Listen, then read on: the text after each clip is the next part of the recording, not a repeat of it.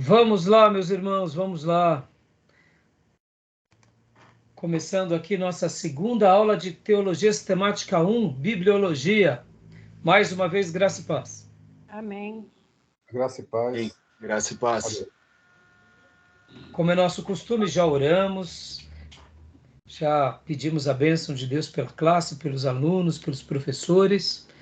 Como é costume, nossas aulas sempre são gravadas para que vocês possam utilizá-la depois e possamos também estar abençoando novas turmas em EAD com esse material, tá bom? Quero ler com os meus irmãos João, capítulo de número 17, versículo de número 17. Estamos estudando Teologia Sistemática 1, Bibliologia, Doutrina da Palavra de Deus. Nosso livro base é do Gruden.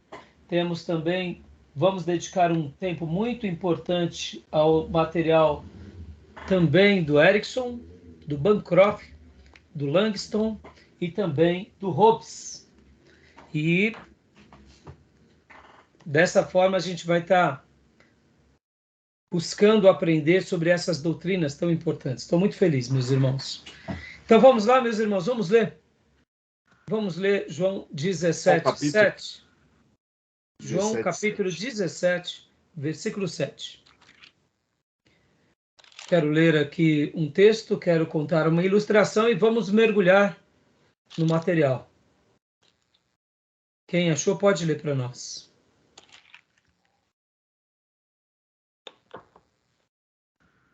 Amém. Agora eles reconhecem que todas as coisas que me têm dado provêm de ti, porque eu lhes tenho transmitido as palavras que me deste, e eles receberam, e verdadeiramente reconheceram que sai de ti, e crerão que tu me enviaste. 17. João 17, 7. Ah, não. Evangelho de João 17, 17. Se eu falei errado, me desculpa, João. Então vamos ler, João 17, 17. Eu acho que eu falei errado, né? João 17, 17. Evangelho de João 17, 17. Sim, vou ler. Isso. Pode ler. Santifica-os na verdade, a tua palavra é a verdade. Isso. Querido tio, é a sua essa versão? Sim, é a mesma versão. Alguém tem uma versão diferente? A minha é igual também. Deixa eu pegar aqui uma outra versão. Mas esse texto é maravilhoso. E eu peguei esse texto de propósito, porque como nós estamos estudando a palavra de Deus, eu falei, eu quero ler um texto que traga uma afirmação, uma das muitas afirmações, né? Santifica-os na verdade, a tua palavra é a verdade. A NVI, como a corrigida e atualizada, também são a mesma coisa. Santifica-os na verdade, a tua palavra é a verdade. João 17, 7. Ao estudar sobre bibliologia, a doutrina da palavra de Deus, nós acabamos sendo afirmados nessa profunda verdade, que a palavra de Deus é a verdade. Agora, olhem só as palavras de Jesus nesse versículo. Santifica-os na verdade. Fazendo aqui uma lição de casa muito rápida. A palavra santo ou santidade, no original, tanto no grego quanto no hebraico, a sua raiz é separado. Então, em outras palavras, aqui o Senhor está dizendo em trocadilhos: separa-os na verdade. Separa-os para a verdade. Porque a palavra santifica-os, na realidade, ou a própria palavra santo, é separado. Tem a ver com deslocamento, tem a ver com aquela ideia do puro e do impuro. Eu me desloco, eu saio da onde está errado e vou para onde está certo. Eu saio da escuridão e vou para a luz. Eu saio da mentira e vou para a verdade. E aqui na oração sacerdotal de Jesus, Jesus está dizendo falando ao Pai, santifica-os na verdade, dando essa ideia não apenas de purificação, mas de separação. Logo, é uma separação que nos leva à santificação, e a santificação que nos leva a uma separação, e dessa forma vamos nos consagrando na verdade. Por outro lado, ele mesmo conclui: a tua palavra é a verdade. Olha que lindo, irmãos. Pensem um pouco sobre isso. A palavra de Deus é a verdade. Não é mais uma verdade. Não é mais uma entre muitas verdades. Ela é a verdade. Assim como também Jesus, falando dele próprio, ele disse que eu sou o caminho, eu sou a verdade e eu sou a vida, e ninguém vem ao Pai a não ser por mim. Jesus, quando ele faz essa autodefesa, mostrando que ele é o caminho, que ele é a verdade e que ele é a vida, ele não dá uma ideia para nós errada, no sentido de que ele é mais um caminho, mais uma verdade, mais uma vida. Ele diz que ele é a vida, ele é a verdade, ele é o caminho.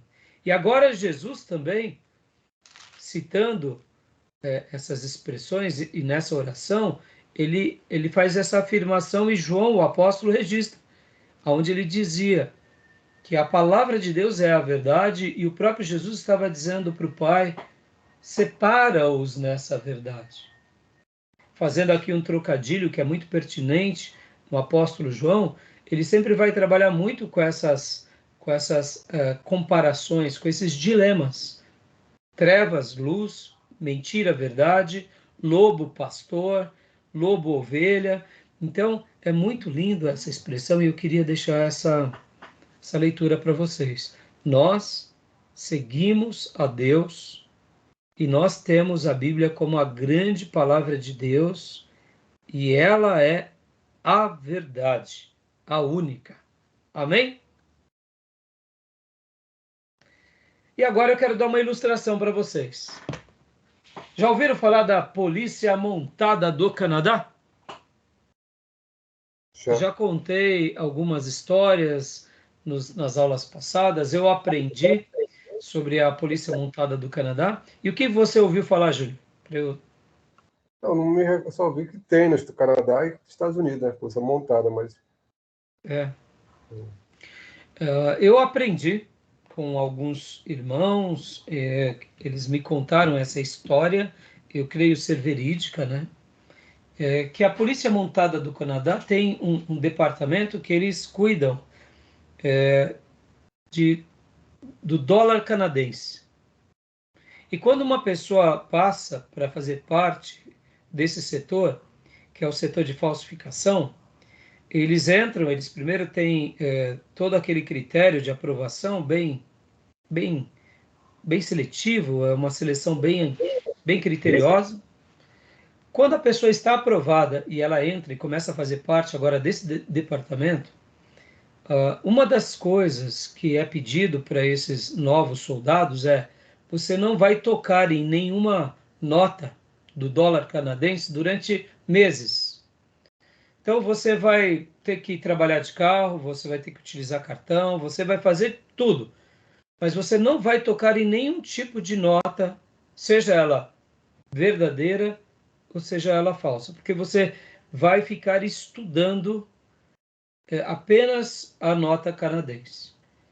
E um dos alunos chegou lá para os professores, depois de algumas semanas já estudando, e ele disse assim: mas o professor, por que nós temos que estudar a confecção da nota canadense, desde a primeira nota até a última nota? Por que a gente só estuda a nota verdadeira e não para de estudá-la, a folha, o tipo da folha, o relevo, os detalhes. Porque a gente fica estudando desde o começo do curso até o final, e vocês nos proíbem, por que a gente não estuda, então, as notas falsas, aquelas que são muito bem feitas, aquelas que têm uma boa aceitação e que passam como verdadeira? Aí o professor disse assim para ele, para esse aluno e para os demais da classe, falou o seguinte: é porque as notas falsas, elas sempre existirão. Sempre um falsificador vai criar uma melhor do que a outra. Outra hora vai criar uma piorzinha, mas sempre a proposta da falsificação é sempre se aprimorar, chegando mais perto da nota verdadeira. Logo, a quantidade de notas falsificadas são inúmeras. E para que a gente fique conhecendo e jamais seja enganado, basta nós conhecermos a nota verdadeira muito bem, porque o cheiro dela, o toque, o tato, o estilo da folha e todos os demais detalhes, quanto mais nós conhecermos a nota verdadeira, mais nós jamais seremos enganados com as notas falsas. O que vocês acharam dessa história, né? Interessante, não? Sim. Maravilhosa. Eu acredito que deve ser verdade isso. Eu acredito. Tem a ver com o que nós estamos lidando, né? Exatamente, Júnior. Ó, nós seguramos nas mãos a nota verdadeira. Quanto mais profundo e prolixo e quanto mais bereano nos tornarmos, mais nobres nos tornaremos sobre ela. Nós não precisamos estudar as religiões que já existiram, que existem e que existirão, porque sempre o diabo ou ele vai tentar levar o ser humano para um outro caminho, ou vai tentar alterar a nota verdadeira. No momento que a gente mergulha na nota verdadeira, nosso coração já está preparado para qualquer coisa que já existiu, que exista e que existirá. Amém, meus irmãos? Polícia Montada do Canadá. Foi onde eu aprendi essa história. Que a gente seja soldados da Polícia Montada de Jesus. Né? Com a nota verdadeira. Com a nota verdadeira. Tá bom, meus irmãos? Ok. Joia, vamos lá. Vivi, graça e paz mais uma vez, né? Caiu, né, irmã? Não sei o que aconteceu. Foi o notebook que estava travando, aí a minha filha precisou reiniciar. Ah, ótimo, tá bom. A caçulinha? Não, é a do meio, a Sabrina. Ah, tá. Que a gente orou por Mas ela. a caçulinha mexe também. Que a gente orou por ela agora, né? Isso. Tá bom. Manda o meu abraço para ela. Bom, alguma pergunta, meus irmãos? Tudo bem até aí? Santifica-os na verdade, a tua palavra é a verdade. Ah, deixa eu dar mais um acréscimo aqui para vocês. Olha que coisa interessante, irmãos. Quando Jesus disse, né, eu sou o caminho, eu sou a verdade, eu sou a vida, pega lá a sua Bíblia, My Bible, Strong, vai lá para João 8:8, abre o grego de Strong e você vai ver uma curiosidade aqui. Deixa eu dar um acréscimo aqui para vocês. João 14:6, onde ele fala, né? Eu sou o caminho, a verdade e a vida. Ninguém vem ao Pai senão por mim. Então, olha só que coisa linda, irmãos. E aqui também, mais uma vez, João 17:17.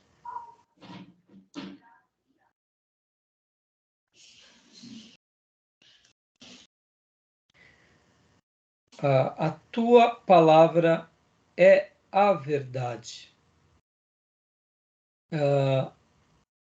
Geralmente, irmãos, quando nós conhecemos um pouco, né, as línguas originais, o nosso coração fica muito feliz com algumas coisas que a gente vai aprendendo, né, ao estudar a língua original. Você pode ver que na maioria das versões diz a verdade.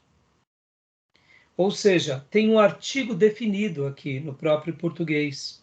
Assim como também quando os autores vão fazer essa transliteração do grego para o português, o caminho, vem naturalmente o artigo. Porque pensem assim, vamos supor que Jesus tivesse dito, lá em João 14:6, eu sou o caminho, eu sou verdade, eu sou vida. Vamos supor que estivesse assim no original. Logo, Jesus estava dizendo que ele era todos os caminhos, que ele seria todas as verdades e todos os tipos de vida.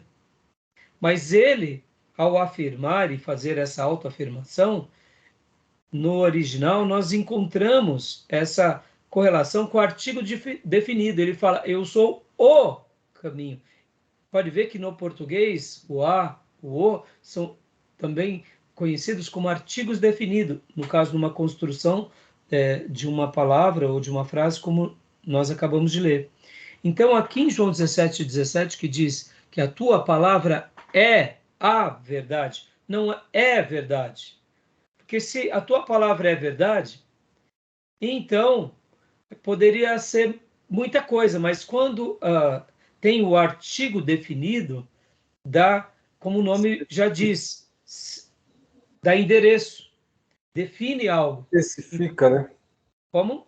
Especifica e não generaliza. Especifica, exatamente. E essa especificidade na língua original sempre vai estar no texto grego. Deus deixou assim de propósito. Quer ver um outro exemplo? Lembram daquela expressão do apóstolo Paulo? Nem a morte, nem a vida. Lembram disso?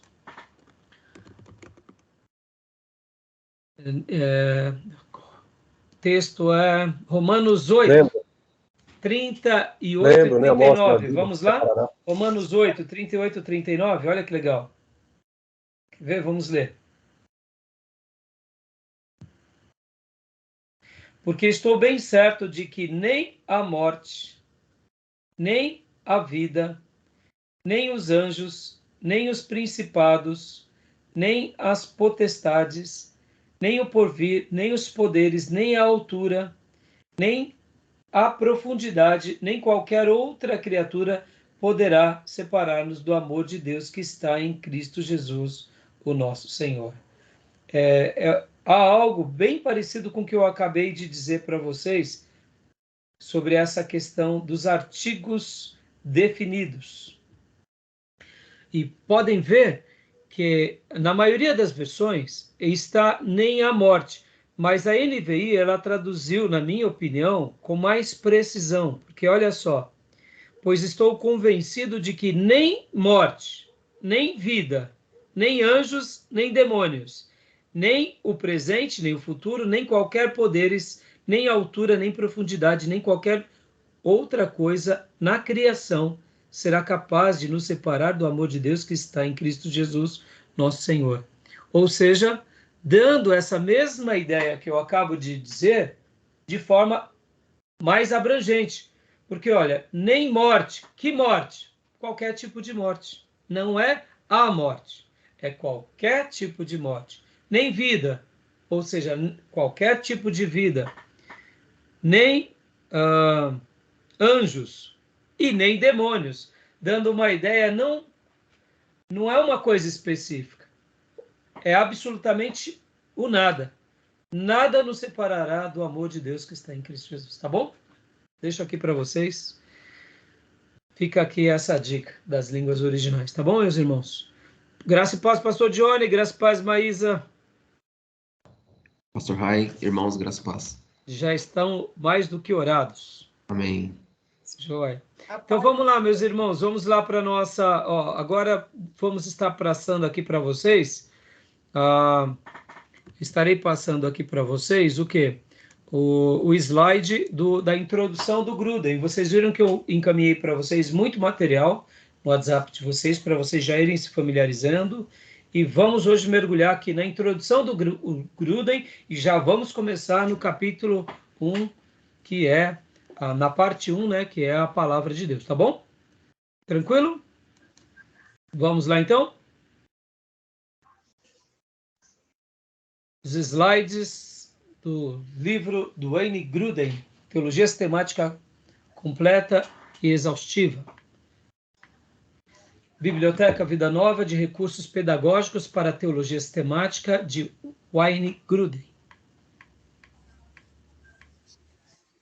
Estrutura da obra, conteúdo, a introdução. Nós hoje estaremos agora, mais uma vez, trabalhando na introdução. Na aula passada, eu utilizei ferramentas e slides do professor Perim, e hoje a gente vai estar utilizando, e na maioria das aulas vamos estar utilizando tanto os materiais do Perim, mas principalmente do Grudem, tá bom? E de outros professores.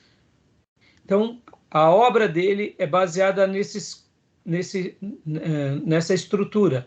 A doutrina da palavra de Deus, bibliologia, a doutrina de Deus, teontologia, a doutrina do homem, antropologia, a doutrina de Cristo, cristologia, e do Espírito Santo, pneumatologia, a doutrina da aplicação da redenção. Essa parte é muito boa. Também a doutrina da igreja ou eclesiologia e a doutrina do futuro, que é a escatologia, tá bom? Pode ver que o livro dele é dividido em 7 capítulos, 7 partes, sendo que a doutrina de Cristo e do Espírito Santo estão juntas. Nós, aqui no seminário, vamos separar. Então, não há uma forma única de dividirmos essas partes. Não há. Alguns autores de teologia sistemática, quando falam sobre o Espírito Santo, colocam o Espírito Santo aqui junto com a doutrina da aplicação da redenção, porque é pelo poder do Espírito Santo que compreendemos a obra da redenção, que entendemos melhor a pessoa de Jesus e que, de uma forma direta ou indireta, faz com que as doutrinas da redenção tenham muito mais sentido para a nossa vida, tá bom? Então, não há uma divisão melhor ou pior. Cada teólogo vai dividir segundo aquilo que ele acha mais pertinente, tá bom? Continuando aqui, introdução à teologia sistemática. Quais são, olha só, as bases da teologia sistemática? Na semana passada, ou melhor, na terça-feira, nós comentamos um pouco sobre o que era a teologia sistemática. Lembra? A teologia sistemática, ela deriva da onde mesmo, irmãos? Sua base é? Bíblia, palavra. Escrituras. Escrituras. Seria a teologia bíblica, né? Teologia bíblica. Mas há uma outra coisa. É a teologia bíblica sendo discutida onde? Hoje. Hoje. Ou na história. Então, é a teologia bíblica sendo lida no século III, teologia bíblica sendo debatida e argumentada no século V, é a teologia bíblica sendo questionada e refutada no século X, XI, XV, no século XX, século XXI, ou seja, quando essas discussões, elas se tornam, então, a teologia bíblica nos nossos dias, e no passado também foi o presente deles, e no futuro um dia vai chegar. Então, é aí onde surge a ideia da teologia sistemática. Tudo bem até aí? Tranquilo? Joia? Ficou claro, né? Então, teologia sistemática, ela tem... Agora, é claro, irmãos, ó, teologia sistemática, ela vai ser debatida hoje. Mas se eu sou um fundamentalista, se eu sou um ortodoxo, um reformado, eu vou para as escrituras. Se eu sou um liberal, eu vou para qualquer outra coisa. Então, não é porque é uma teologia sistemática que quer dizer que seja uma teologia sistemática bíblica. De repente, a referência daquela denominação seja os homens, seja o raciocínio, seja os dogmas. E para nós isso não representa algo relevante, tá bom? Tudo bem? Porque, de repente, você fala assim, pastor, eu ganhei um livro de 2.000 páginas de teologia sistemática, tá? Quando você vai ver, é filosofia, é antropologia, é sociologia, e aí tem religião também, e um pouquinho de Bíblia. Aí eu falo, tudo bem, pode servir como base para discussões teológicas, filosóficas, mas para nós não representa muito, porque nós acreditamos, como lemos em João 17:17, santifica-os na verdade. A tua palavra é a verdade. A tua palavra é a única verdade. Nós acreditamos nisso. Nós não temos nós não relativizamos a verdade. Para nós, ortodoxos, a verdade não é relativa. Ela é absoluta, ela é concreta. Você pode sim dizer que existe verdade e existe mentira. Nós não temos aquela ideia, o que é verdade? Vamos relativizar, ter essa ideia de relativizar a verdade. Não. Para nós, a verdade é a verdade. Ponto final. O que é a verdade? A Bíblia é a verdade.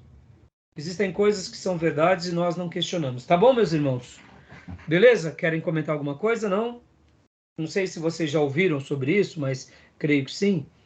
Uma das grandes questões da pós-modernidade é o relativismo. Ou seja, tudo é relativo, inclusive a verdade. O que é verdade para mim? Verdade para mim é uma coisa. O que é verdade para você? É outra coisa. O que é verdade para a religião tal? É uma coisa. E por isso que hoje, até quando nós vemos essa confusão generalizada no nosso país, mas não está na Constituinte? Está na Constituinte, mas fulano de tal interpreta assim. A subjetividade, né? Essa subjetividade é fruto Perigosa. da pós-modernidade e é fruto dos interesses de quem quer interpretar assim, exatamente, da conveniência. Porque, irmão, se nós temos uma Constituinte, temos que segui-la. Se nós temos um livro de fé, de regra e de prática, podem ver, meus irmãos, é muito comum ouvirmos que a Bíblia é o nosso livro de regra, livro de fé e livro de prática. Essas são definições que nós devemos prestar bastante atenção, porque são conceitos. A Bíblia, a palavra de Deus, é o nosso livro de fé, ou seja, acreditamos nela de todo o coração. Ela é um livro de regras, ou seja, ela vai dar as regras, as diretrizes, as normas. E a prática, ela é de prática, porque eu irei praticá-la. É fé, é regra, mas ela é, sobretudo, prática. Tá bom? Um exemplo que eu te dar, um exemplo é o seguinte, que a gente usa muito no direito. Não existe uma pessoa grávida, não existe meia grávida. Ou é grávida ou não é. Exatamente. Beleza, Júnior, é isso aí. Objetivo. Alguém é meia grávida? Não existe. Exatamente. Parabéns. Obrigado pela analogia. Então, essa relativização, ela é diabólica, ela é satânica. E na hora que a gente passa a acreditar nisso, por isso que o nosso mundo hoje ele está tão, eu diria, tão fragmentado, porque tudo é relativo. Família é relativa, a verdade é relativa, o amor é relativo, o perdão é relativo, a justiça é relativa, e aí, irmãos, vira essa bagunça. Entendeu? É como o Júnior falou, né? Meio grávido. Né? Meio grávido não existe, ou tal não tá. Amém? Vamos lá, voltando então aqui. Olha lá o nosso slide. Introdução à teologia sistemática. Nós temos então as bases bíblicas e temos o testemunho na história. Muito legal. Essa ideia é muito legal. Porque, olha, o que é a teologia sistemática? Nada mais é do que a teologia bíblica sendo debatida na história do cristianismo. Tudo bem? Introdução, perguntas normativas. O que é teologia sistemática? Por que os cristãos devem estudá-la? Como devemos estudá-la? Vamos lá, pastor Johnny, leia para nós, por favor. Leio sim. As pressuposições da teologia sistemática de Gruden. A Bíblia é verdadeira e é, na realidade, nosso único padrão absoluto da verdade. Amém, meus irmãos. Amém. Eu acredito nisso e, de fato, quero que vocês sejam... lá no tênis nós brincamos, né? Você vê, o tênis é um esporte diferente, não é popular no Brasil.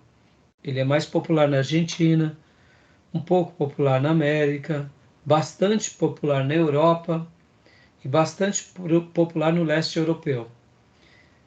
No tênis, nós costumamos dizer assim, você já foi picado pelo bichinho do tênis? Porque quem é picado, meus irmãos, não consegue parar mais. Você fica encantado, você não vê a hora de jogar, é uma coisa assim inacreditável. Eu confesso para vocês que quando lá no pregão, nós tínhamos um operador de pregão, o apelido dele era Nevada, porque ele era bem escurinho e o cabelo bem branquinho, um negro, né?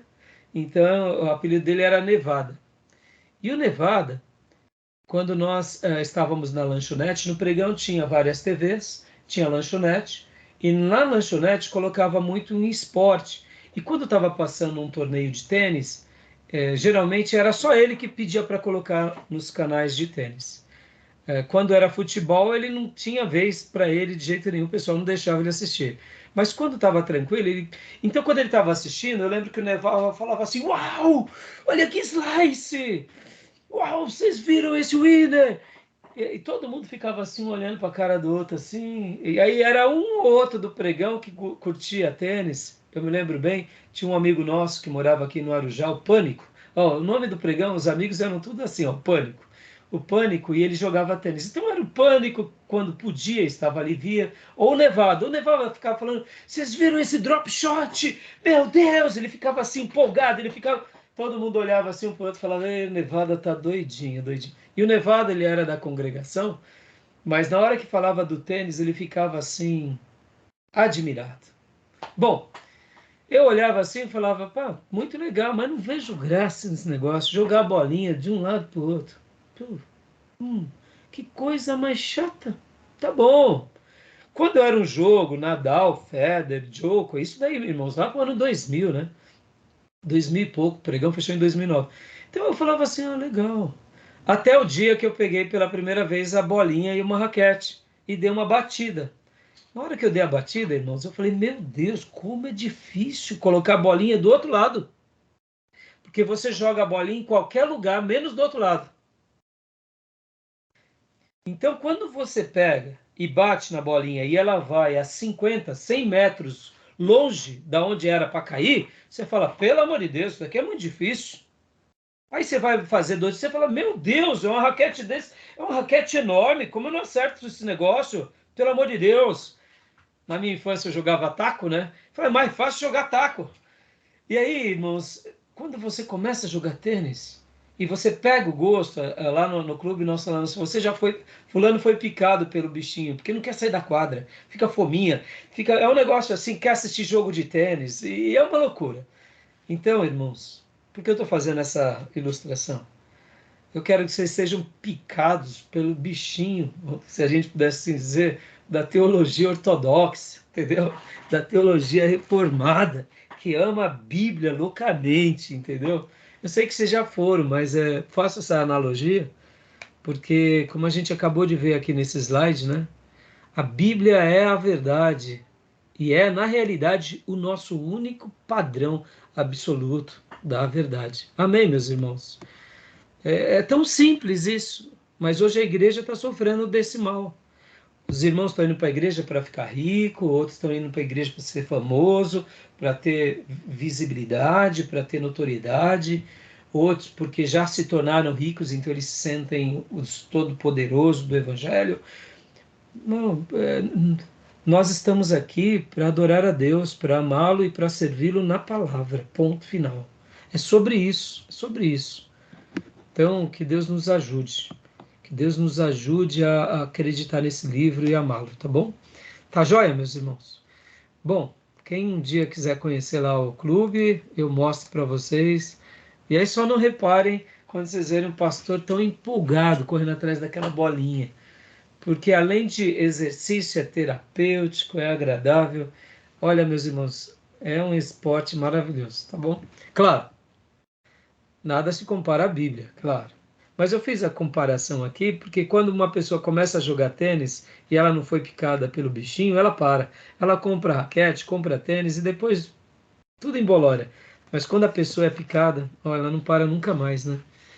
E só para vocês terem uma ideia, fiquei sabendo recentemente que os estudiosos do esporte e da saúde dos idosos dizem que um dos esportes que de melhor é, saúde para as pessoas de idade é o tênis, porque você exercita o corpo de forma aeróbica, você movimenta todo o seu corpo e você também força o quê? Você força o cérebro, porque enquanto vem a bola, você já está pensando aonde eu vou lançar essa bola, o que que eu vou fazer com ela, qual vai ser o golpe. Ou seja, é uma atividade cerebral e motora. É interessante, né? E podem ver que mesmo uma pessoa que é destro, ou mesmo canhoto, ele acaba movimentando os dois braços, as pernas, porque ele tem que fazer pisadas corretas. Olha, irmãos, é um jogo de muito detalhe, tá bom? Quem quiser conhecer, a gente no intervalo fala mais sobre isso, tá joia? Vamos lá. Ó, o Júnior já tá bocejando, ele não gosta pelo jeito não, o negócio dele é futebol. Vamos lá, né, Júnior? Júnior, eu sei que gosta de futebol. 2, leia para nós, pastor Johnny. Joia, vamos lá. O Deus sobre quem fala a Bíblia existe e é quem a Bíblia diz ser, o Criador do céu e da terra e de tudo que neles há. Aleluia. Vocês acreditam nisso, meus irmãos? Amém. Creio. Querem fazer algum comentário sobre isso? Nós seguramos nas mãos o livro do Criador de todas as coisas, do céu, da terra e de tudo o que existe. E ele criou esse livro como um presente dele para nós. Por isso que ela é a verdade. Continuando. O que é a teologia sistemática? A gente já viu alguma dessas frases. Então pode ler para nós, pastor Johnny, por favor. Teologia sistemática é qualquer estudo que responda à pergunta: o que a Bíblia, como um todo, nos ensina hoje acerca de qualquer tópico? Isso. A gente já viu essa frase na aula passada, né? O que a Bíblia, como um todo, nos ensina hoje acerca de qualquer tópico. Quando a gente está fazendo essa resposta, fazendo essa pergunta, a gente está já discutindo sobre teologia sistemática. As diferenças entre teologia sistemática e teologia desorganizada. Pode ler para nós, pastor? Teologia sistemática busca a organização dos estudos da palavra de Deus a partir de tópicos ou assuntos. E a teologia desorganizada busca o estudo da palavra de Deus a partir de problemas surgidos aleatoriamente.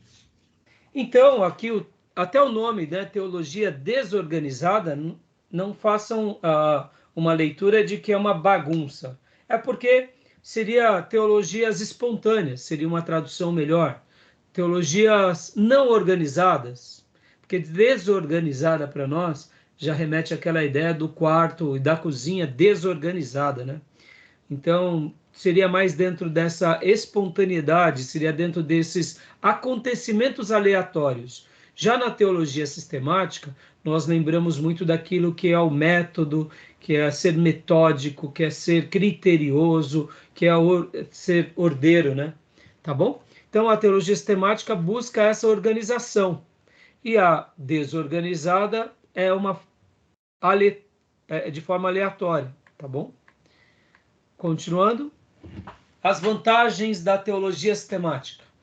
Pode ler para nós, pastor Johnny, por favor. Ela trata tópicos bíblicos de modo cuidadosamente organizado, a fim de garantir que todos os tópicos importantes recebam completa consideração. Ela trata os tópicos em muito mais detalhes, dando assim a completa compreensão do que a Bíblia, no seu todo, fala sobre determinado assunto. Tá bom? Alguma dúvida até aqui, meus irmãos? Perfeito, tá tranquilo. Cuidadosamente organizada, e ela trata desses tópicos também buscando o seu todo, ou seja, não é porque ela é bem organizada que ela é simplista. Ela é bem organizada e também profunda, mas tendo olhos para tudo, tá bom? Agora vamos lá, deixa eu pedir para a irmã Maísa. Pode ler para nós, Maísa? Por gentileza? Pastor, as vantagens da teologia sistemática. O estudo formal da teologia sistemática tornará possível formular os resumos dos ensinos bíblicos com muito mais exatidão em cooperação com o que os cristãos normalmente conseguem sem tal pesquisa. Uma boa análise teológica deve encontrar e tratar com justiça todas as passagens bíblicas relevantes, a cada tópico em particular, e não apenas parte ou... Não consigo ler mais, pastor. Ou pequeno número de passagens relevantes. Deixa eu dar até fazer uma citação aqui para vocês, né, sobre essa questão. Na teologia sistemática, nós buscamos esse critério, essa exatidão, e também buscando essa relevância. Olha que interessante, irmãos. Quando eu afirmo que a palavra de Deus é a verdade, e quando nós fazemos outras afirmações que na palavra de Deus nós temos a revelação de Deus, nós estamos dizendo o seguinte, que o que contém aqui é sagrado. Mas nós também não podemos dizer que tudo de Deus está aqui. Por quê?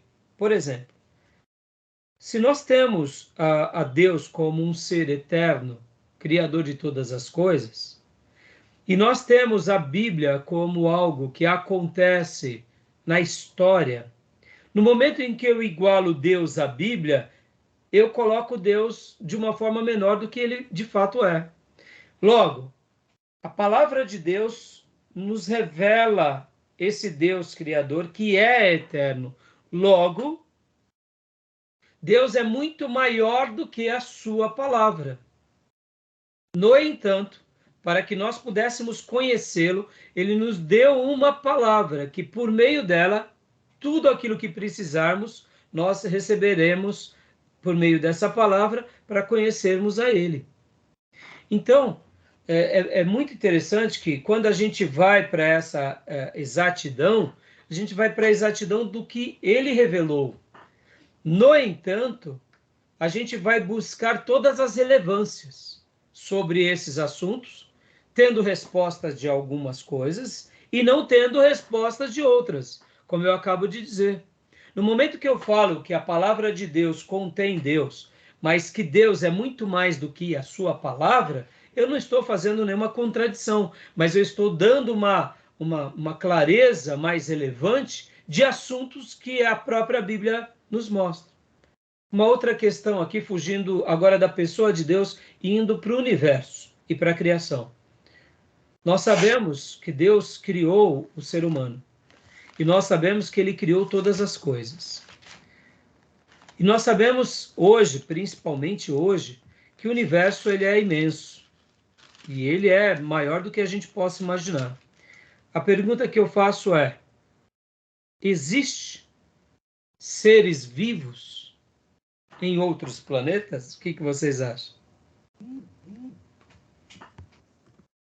Não. Eita, pastor, agora o pastor viajou na maionese. Não Eu quis- acho que não. Acho que não. Quem acha que sim? Quem acha que sim? Pode falar, gente. Tenha medo, não. Olha, se na nossa... Diz que a gente está sendo observados. Não, dizem. Né? Por Deus. Eu, particularmente, não acredito. Eu também, irmãos, tenho dificuldade de acreditar. Mas dá para a gente fazer uma afirmação sobre essa questão? Que existe ou que não existe? Acredito que não. Para a Não gente dá fazer pra uma afirmar. afirmação, só se a Bíblia nos dissesse algo sobre esse tema, concorda? Exato. A Bíblia nos diz algo sobre esse tema, ela vai dizer no Salmo 19, os céus declaram a glória de Deus e o firmamento proclama a obra das suas mãos. Ou seja, está aberto. Indo para aquele texto ali, acho que é Deuteronômio, fala: as coisas em relação para vocês, vossos filhos, há outras coisas que a gente não são reveladas aqui, porque é só Deus sabe, só Ele que criou, a gente pertence a Ele. Exatamente, é um mistério, né? Se está lá, existe, não tem função para a gente. Aqui, e agora, partindo de um pressuposto, fazendo aqui até uma ponte para os cientistas. Quando os cientistas estudam o ser humano e os seres vivos no planeta, olha que interessante. Há uma quantidade absurda de seres vivos no planeta. Quando a gente fala seres vivos, é desde baleias até micro-organismos. São seres vivos. Então, a quantidade de seres vivos no planeta Terra é absurda. É absurda. E de todos os seres vivos, só um que tem inteligência, que sabe discernir entre passado, presente e futuro. Interessante, não? E segundo alguns cientistas e matemáticos, eles dizem o seguinte: olha, pode até existir seres vivos, possivelmente não serão inteligentes. Interessante, né? Porque só na galáxia, na nossa galáxia, já é um mistério. Até hoje a gente não sabe dizer se existem seres vivos na nossa galáxia. Tá. Mas se existirem, possivelmente serão amebas. Ou seja, seres que não são inteligentes. Eles até indagam os cientistas. Será que tem vida inteligente fora da Terra? Exatamente. Vida inteligente. Essa é a questão. Agora, vamos lá. Quando a gente vai falando e especulando, anjo é um ser inteligente ou não? Arcanjo, querubim, os 4 seres viventes, os 24 anciãos, ou seja, Sim. O reino espiritual há seres inteligentes. Sim. Ah, mas é espírito, pastor. Tudo bem, mas não deixa de ser a criação do Criador. Agora, olha só, o que o Júnior disse é Deuteronômio 29. As coisas encobertas pertencem ao Senhor, o nosso Deus, mas as reveladas pertencem a nós e aos nossos filhos, para sempre, para que sigamos todas as palavras desta lei. Aleluia. Então, quer dizer, tem coisas, irmãos, que a Bíblia vai revelar e tem coisas que ela não vai revelar. E se ela não revelou, nós não podemos afirmar o que ela não afirma. Nós deixamos aberto. Por isso que eu fiz aqui essa pergunta. Há seres inteligentes? Há seres vivos? Uns vão dizer que sim. Adão tinha umbigo. Dizem que uma igreja, Júnior, se dividiu por causa do umbigo de Adão. A turma do umbigo de Adão é a turma que não cria no umbigo. Oh, meu Deus. Ou seja, quem quer dividir, divide mesmo, né, irmão? Pode ser até uma coisa esdrúxula. Não, irmão, Adão tinha umbigo. Não tinha, dividiu a igreja. Na verdade, já estava dividido, né, irmão? Só precisava de um motivo. Ou melhor, de um não motivo. Porque dividir por causa disso, meus irmãos. Pelo amor de Deus. Né? Ai. Mas voltando, irmãos, então, né, aqui, né, essa questão que a gente acabou de ver sobre a exatidão e sobre essas coisas relevantes. A gente vai ver isso na teologia, porque de uma forma clara e evidente, o estudo formal da teologia sistemática tornará possível formular os resultados dos ensinos bíblicos com mais exatidão. E uma boa análise teológica deve encontrar e tratar com justiça todas as passagens bíblicas relevantes. Olha só, irmãos, dentro desse contexto, né? Vamos fazer aqui uma crítica também a nós. Na Bíblia tem denominação? Pastor, agora complicou, hein? Então, o senhor... E, pastor, que denominação é o senhor? Eu sou batista. Batista Nacional Independente, mas sou batista. Batista Nacional. E agora? Agora complicou. Na Bíblia não tem, então por que o senhor é? Tá entendendo? Olha aí, ó. Os de Apolo, os de Pedro, os de Paulo. Né? Então, por isso que aqui, as passagens bíblicas, a gente vê mais exatidão para chegar num consenso, e a gente faz uma análise teológica para tratar com justiça passagens bíblicas relevantes. Ou seja, o que existia no Novo Testamento era a Igreja de Jesus. Ponto. Agora, olha só que interessante. Dá para nós jogarmos fora as placas e dá para nós dizermos que todo mundo agora é a Igreja de Jesus? Isso seria hoje melhor ou pior? no contexto em que vivemos hoje, de igreja brasileira, de igreja do século XXI, do ano de 2023, sem uma perseguição, ia virar uma bagunça, concorda? Iam nos misturar com os falsos profetas, os mais, eu diria, os mais persuasivos iam enganar os menos persuasivos, iam tomar proveito nessa situação. Então, o que nós entendemos? Que a denominação, ela nasce na história da igreja, e ela nasce de forma aleatória, e ela não tinha nem o propósito de nascer, mas nós entendemos que ela nasce não como um dogma a ser adorado, mas como algo para que a gente conserve de uma forma onde a gente tenha saúde, para que a gente possa fazer um trabalho, deixar um legado para abençoar um povo e a posteridade. Então, a denominação, ela nasce na história da igreja como algo útil, como uma boa tradição, mas ela não é um dogma, ela não é uma doutrina.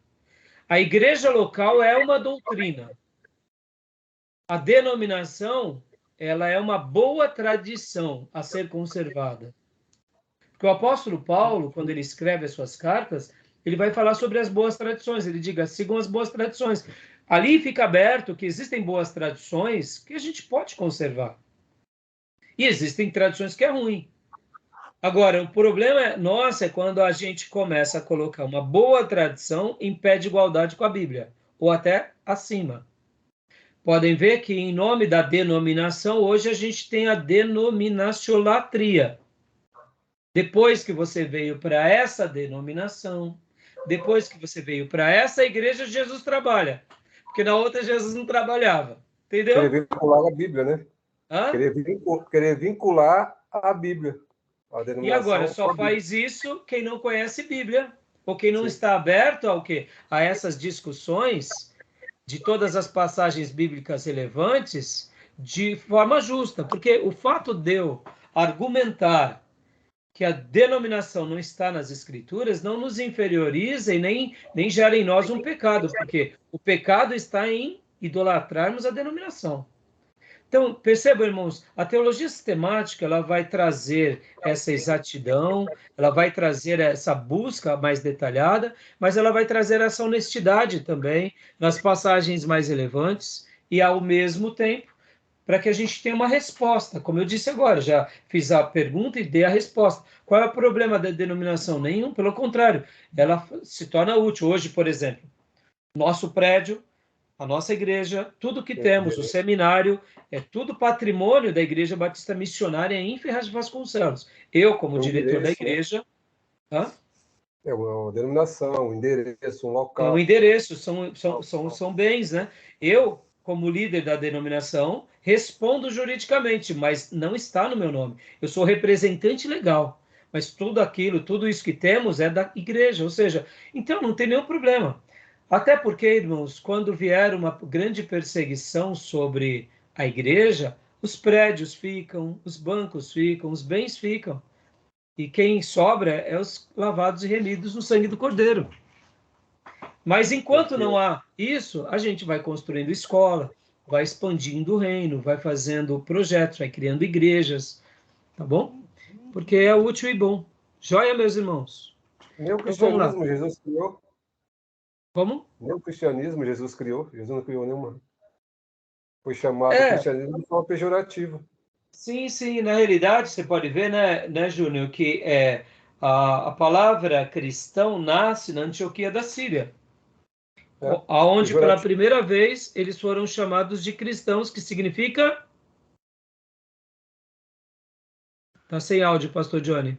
Pequenos cristos. Pequenos cristos. Obrigado, pastor Johnny Gil. Ou seja, cristãos caminho, né? Significa... Antes disso, eram aqueles do caminho. Ou os da Galileia, ou os nazarenos. Eram conhecidos como por apelidos, né? O caminho, né? Caminho. O caminho, os judeus chamavam o caminho. O caminho, porque Jesus dizia que ele era o caminho. Então, eles falavam, os da seita do caminho. Aceita do caminho. Agora, olha que interessante. Na cosmovisão de Jesus e dos apóstolos, eles estavam expandindo o reino de Deus. O mesmo reino que Abraão começou, que Moisés começou, que Davi começou, que os profetas Elias e Eliseus deram continuidade, que os demais servos de Deus no Velho Testamento, e agora chegou João Batista e Jesus, e eles continuam. Então, nascem os apelidos, e vocês vão aprender isso em História da Igreja, que os apelidos e as denominações geralmente nascem em virtude dessa questão mesmo. Por exemplo, irmãos, por que nós ouvimos o termo puritano? Porque era apelido pejorativo. Os purinhos. Aos purinhos. Wesley Whitefield e o irmão de Wesley, eles faziam parte do Clube dos Santos. E por que virou Clube dos Santos? Porque são os santinhos. Eram pejorativos. Os pietistas, os pietistas, vem de piedade. Eram os quaker, né? Sim, os quakers, os anabatistas. Anabatista. Aná no grego é uma preposição, que é de novo. Anabatista, eles se batizam de novo. E aí depois, na história, vem a Igreja Batista, porque eles realizavam o batismo. Então, sempre foi de forma pejorativa. Interessante, né? Sim. Vamos lá.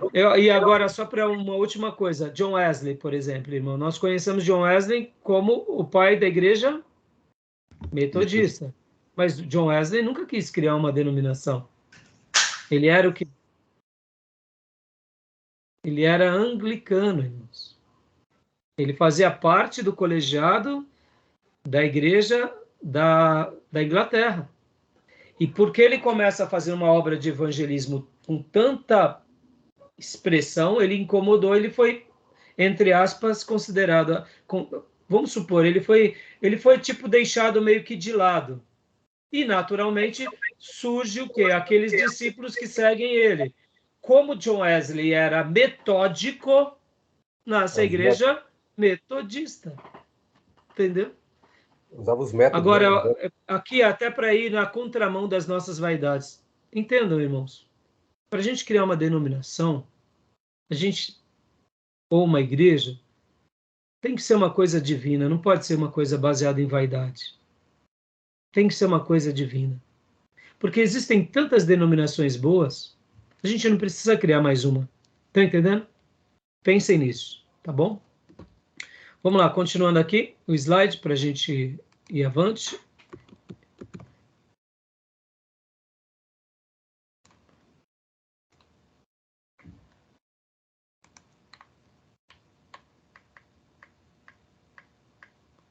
Implicações da definição. Olha lá. Ou seja, a gente fez aqui várias abordagens, né? E agora vamos para implicações da definição. A teologia sistemática envolve o trabalho de compilação, é a primeira etapa, entendimento, a segunda etapa, sistematização, a terceira etapa. Então, a gente pega vários assuntos, vai compilando, unindo, depois vamos tentando entender e depois sistematizamos. Por isso que ela passa por esse processo, tá bom? Tudo bem até aí? Alguma dúvida? Alguma pergunta? Tranquilo? Várias disciplinas paralelas à sistemática ou à teologia sistemática. Olha que interessante, irmãos. A teologia sistemática, ela está fundamentada em cima da teologia bíblica. Mas, ao mesmo tempo, a gente olha para a história. E nós olhamos para a ética e para a moral ao longo dessa história, como a igreja se comportamentou e como ela aplicou tudo isso. Ao mesmo tempo, nós também articulamos com a filosofia. Por que articulamos com a filosofia? Porque existem certos debates que vão ter cunhos filosóficos, como, por exemplo, o paradoxo de Epicuro, que o nosso querido irmão Júnior publicou no grupo, que, por sinal, é muito legal. E podem ver que a resposta do trilema de Epicuro ele foi dado por Agostinho de Hipona, Tomás de Aquino e C.S. Lewis, entre outros, sendo que criamos uma resposta a essas mentes. Então, a teologia sistemática, ela sempre vai estar trabalhando, eu diria, ao redor dessas linguagens e dessas teologias e desses ensinos e dessas faculdades. Por quê? Porque se ela é uma teologia bíblica, na história, ela tem que ter um cunho ético e moral. Se ela é uma teologia bíblica, ou uma teologia sistemática, que está fundamentada na Bíblia, ela vai me fazer dar defesas, razão da nossa fé. Ao mesmo tempo, ela vai estar na história, como ela se apresentou e se desenvolveu na história. E também, ela muitas vezes vai ser questionada pelos pensadores. Ora, o questionamento ilegítimo, maligno, e muitas vezes, irmãos, é um questionamento legítimo. Por exemplo, como foi o caso do paradoxo dos epicureus, ou de Epicuro. No caso, por exemplo, ali nasce de uma dúvida legítima. Irmãos, nós não podemos pensar que quem tem dúvida faz um serviço a Satanás. A dúvida, muitas vezes, faz parte da teologia, como faz parte do discipulado, como faz parte do nosso aprendizado, tá bom, meus irmãos? Uma coisa é eu ser esclarecido e continuar tentando negar o esclarecimento. E outra coisa é ter uma dúvida legítima diante das minhas crises, diante das indagações e diante dos problemas. Tá bom? Lembram que na introdução ao Antigo Testamento e na introdução ao Novo Testamento nós tínhamos história, teologia histórica, tínhamos teologia bíblica, tínhamos história do Velho Testamento, tínhamos geografia, tínhamos arqueologia, tínhamos hermenêutica, ou seja, cada matéria ela vai estar envolvida com outras matérias ao redor. Isso faz parte. E a teologia sistemática, essas várias disciplinas estão paralelas a ela. Mas lembrando que a fundamentação da teologia sistemática ortodoxa é a teologia bíblica, e disso nós não abrimos mão. Podem ver que os teólogos católicos, irmãos, eles têm a teologia sistemática, eu diria, um pouco mais alinhado aqui para a nossa direita, porque está em cima da teologia bíblica e da filosofia católica, da filosofia. Então, nós não pensamos assim. Nós pensamos dessa forma, tá bom? Tudo bem até aí, meus irmãos?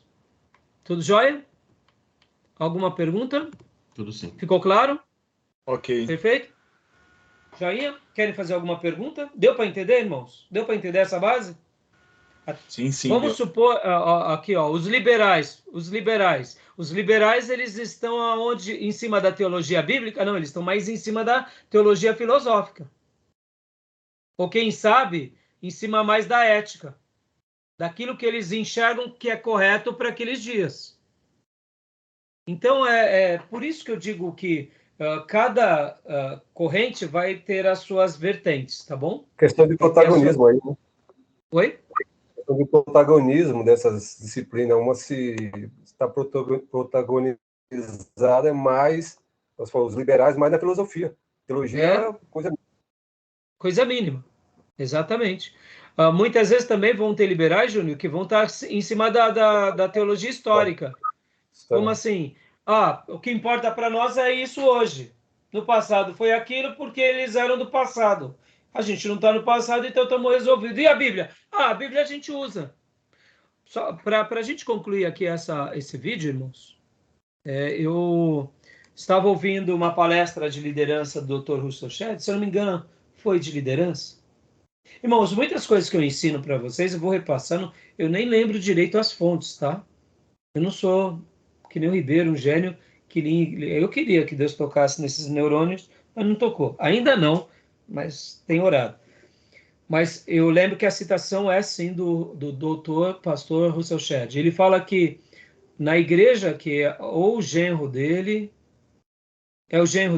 e a filha, ou o filho e a nora.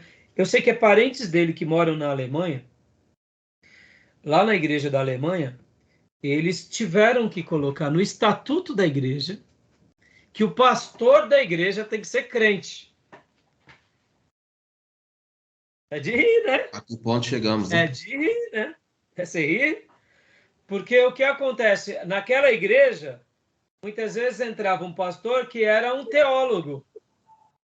Não é de admirar, não. Ele é um bom teólogo, é um historiador, é ético, Sim. é isso, é aquilo, Tá mas bem, não é crente. Entendeu? verdade, verdade. Tiveram que colocar isso no estatuto, gente. Convertido, Isso. senão. Tem que Pois ser é. crente, convertido, que dá bom testemunho, que crê na Bíblia, Olha só, meu É, Deus, irmãos. Eu acho que Calvino e Lutero ficam tremendo no caixão lá, as ossadas deles. Pelo amor de Deus. Né? mas É isso. É, fica. Tá bom, meus irmãos. Então, joia? Vamos para o nosso intervalo? Fechado. 5 minutos eu chamo vocês de novo. Tá bom? Então, até já.